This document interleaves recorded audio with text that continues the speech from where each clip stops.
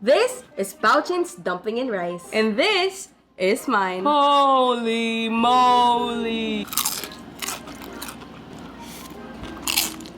Damn! First, we'll make the green rice. Prepare rice like usual, but instead of just water, use half water, half coconut milk. Add slices of ginger, and here's the secret to green rice. Food color. Didn't expect that, did you? For purists, it's optional. But if you want to replicate what you get at the mall, just do it. Sneak in a few pandan leaves for fragrance and salt. Ta-da! Fluffy, fragrant, flavorful, perfect. Ground pork, singkamas or jicama, shred and squeeze out all of that water. Black fungus, we call it tenga ng daga, literally a rat's ear. Rehydrate in hot water and mince. Spring onions, ginger, mince finely, and shrimp. Murder it.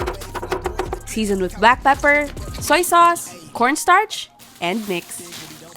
Store-bought dumpling wrappers, you can make your own if you want to flex. And wrap, we call it a shark's fin dumpling, not because it has shark's meat, but because of the shape. To be honest, I don't even see the shark. Fry until blistering golden brown.